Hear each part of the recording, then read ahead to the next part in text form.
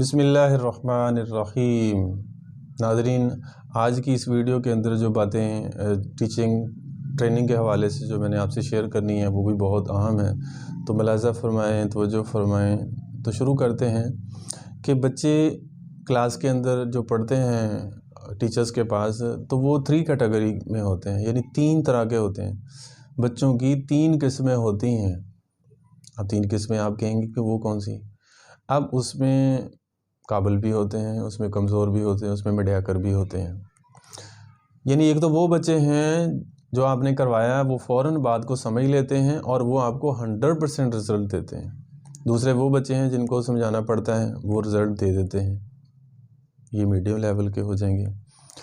تیسرے وہ بچے ہوں گے کہ جن کو سمجھانا پڑتا ہے، فورس کرنا پڑتا ہے، بتانا پڑتا ہے، اور پھر آہستہ آہستہ جا کر جو ہے نا وہ یہ کچھ نہ کچھ کرتے ہیں۔ یہ بالکل لو لیول کے، جس کو پور کنڈیشن اسٹوڈنٹ کہتے ہیں، یہ وہ ہوتے ہیں۔ ہمیں تو سارے اسٹوڈنٹ کو ساتھ لے کر چلنا ہے، یعنی سبق بچوں کو اتنا دیا جائے جتنا وہ یاد کر لیں۔ یعنی اس میں یہ ہے کہ نہ زیادہ سلو چلیں اور نہ ہی زیادہ فاسٹ چلیں، یعنی کہ اعتدال، میڈیم۔ یہ تو اللہ کے نبی صلی اللہ علیہ وسلم نے بھی اس بات کو پسند کیا ہے کہ اعتدال کے ساتھ، میانہ روی کے ساتھ، درمیان میں۔ تو یعنی یہ 3 طرح کے جو ہے نا وہ اس کے اندر جو ہے نا وہ ڈسکس کیے ہیں اسٹوڈنٹ۔ تو ہم نے سب کو لے کے چلنا ہے کہ کچھ بچے ایسے ہوتے ہیں کہ وہ بہت ہی حساسیت رکھتے ہیں، ان کو تھوڑا سا فورس کیا جائے تو وہ مان جاتے ہیں بات کو کہ ٹھیک ہے جی ہم کر کے آئیں گے، سمجھ لیتے ہیں بات کو، انہیں کہنا نہیں پڑتا، انہیں فورس نہیں کرنا پڑتا، پڑھا دیے تو وہ یاد بھی کریں گے، ہوم ورک بھی کر کے لے کے آئیں گے۔ لیکن سب کو لے کے چلنا ہے ساتھ، کمزور ہیں وہ بھی، جو درمیانی طبقے کے ہیں وہ بھی، مڈل لیول کے، اور جو اپر لیول کے وہ بھی، سب کو ساتھ۔ کیونکہ یہ ایک گاڑی میں گاڑی کی طرح ہیں، یہ 7 ڈبے جڑے ہوئے ہیں، اور انجن جو ہے نا وہ ایک ٹیچر کی طرح کام کرتا ہے۔ تو اس کے ساتھ جو ڈبے جڑے ہوئے ہیں وہ ذرا لائک بچے ہیں، اس سے پیچھے جو ہے نا وہ تھوڑے کمزور ہیں، اس سے کے پیچھے جو ہے نا وہ تھوڑے، یعنی آخری ڈبے تک کو لاہور سے چلنا ہے اور کراچی تک آخری ڈبے کو صحیح سلامت جو ہے نا پہنچانا ہے۔ یہ ہے صحیح معنی میں اصل اچیومنٹ اس ٹیچر کی محنت۔ اور اس کے بعد اگلا جو پوائنٹ ہے، یہ بچوں کو یونیفارم روزانہ اس کا چیک کریں، کیونکہ یہ ضروری چیز ہے ہر ادارے کے اندر، پرائیویٹ ہے چاہے گورنمنٹ کا ہے۔ اس میں بڑے پھر فائدے بھی ہیں، کیونکہ بچے تو سارے ایکول ایک تو نظر آتے ہیں، تو اب اگر یونیفارم ہی نہیں ہوگا تو پھر فرق کرنا جو ہے نا وہ ایک تفریق کرنا جو ہے نا وہ پھر مشکل ہو جاتا ہے پھر۔ تو اس لیے بچے ایک تو ذرا، اور پھر اس کے بعد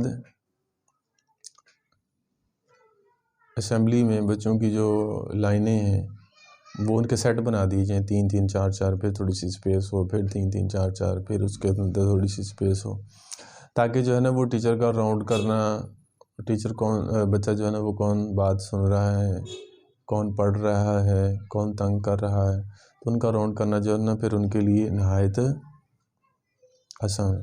تو بچوں کو ہوم ورک بھی دیں اور ان کا ہوم ورک چیک بھی کریں کلاس کے اندر، جب ان کا دیکھیں ہوم ورک اگر ٹھیک نہیں کیا ہوا تو زیادہ رف لکھا ہوا ہے تو اس کی پریکٹس دوبارہ سے کروا لی جائے۔ تو جو دوران کلاس ورک یا ہوم ورک جو ہے نا کوئی مسٹیک نکلے تو وہ بھی کوشش کر کے، اتنا ٹائم ہوتا ہے کہ اس کی کریکشن جو ہے نا وہ ادھر ہی کلاس کے اندر جو ہے نا وہ کروا لی جائے۔ خود بھی اس کے اوپر جو ہے نا وہ نوٹ کر دیے جائے، لیکن اس کو دیکھ کے کاپی کر کے جو ہے نا وہ خود بچہ جو ہے نا وہ اس کو لکھے، تو اس سے بھی جو ہے نا وہ بچے کے اندر کافی بہتری آئے گی۔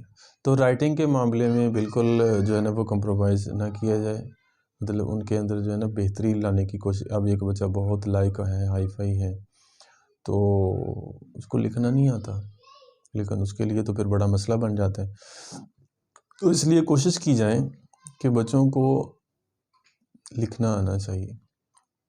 جتنی زیادہ رائٹنگ اچھی ہوگی نا، اتنا اس کی شخصیت کے اندر جو ہے وہ زیادہ نکھار آتا جائے گا۔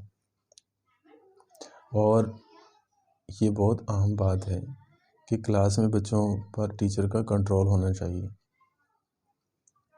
کنٹرول ہوگا، بچے کنسنٹریٹ کریں گے تو پھر وہ پڑھا پائے گا. پوری کلاس کے اندر جو ہے نا اس کا کنٹرول ہو، بچے بات کو A to Z، آگے والے بھی پیچھے والے بھی سارے جو ہے نا بات کو دھیان سے توجہ سے. تو جب بچہ ٹیچر پڑھا رہا ہو تو بچے دھیان سے پڑھائی کی طرف جو ہے نا وہ توجہ دلائیں. ویسے بھی یہ ایک سائیکی ہے، لاجیکلی فینامنا ہے. 8-10 منٹ کے بعد جو ہے نا وہ کہتے توجہ بڑھ جاتی ہے. لیکن کوشش کی جائے ان کو کچھ نہ کچھ سنا کر، کچھ نہ کچھ کروا کے بچے کا جو ہے نا فوکس اسٹڈی کے اوپر جو ہے نا وہ کروایا جائے. یہ ہے، ہر کوئی پڑھا نہیں لیتا، ہر ایک کو پڑھانا نہیں آتا. یہ بھی ایک فن ہے جو اللہ کسی کسی کو عطا فرماتا ہے.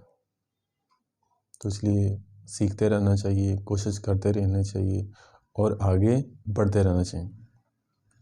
جو بچے کام نہیں کرتے اس کو پہلے دن پوچھ لیں پیار سے، ہم نے کیوں نہیں کیا. ہو سکتا ہے کہ کہیں وہ چلا گیا ہے، کہیں اس کی مجبوری ہے، تو اس کو پھر کنسیشن دے دیں. بعض جنوں پیرنٹ بھی آ جاتے ہیں، آ کر کہتے ہیں کہ جی ہم فلاں جگہ پہ چلے گئے تھے اس لیے جو ہے نا چلیں آج اس سے کام کا نہ پوچھیں. تو اس کا مطلب ہرگز یہ نہیں ہے کہ ہم جو ہے نا وہ پوچھ ہی نہیں رہے. بعض دفعہ یہ بھی ہوتا ہے، تو ایسے نہیں ہونا چاہیے. تو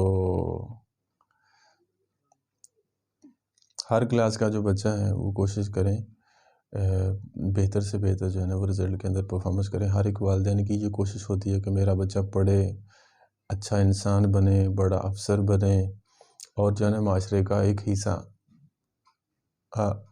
اچھا کریکٹر جو ہے نا وہ شو ہو. کوئی کہتا ہے کہ ڈاکٹر بنے، انجینئر بنے، پروفیسر بنے، ایک اچھا انسان بنے. ہر ایک والدین کی یہ خواہش ہوتی ہے.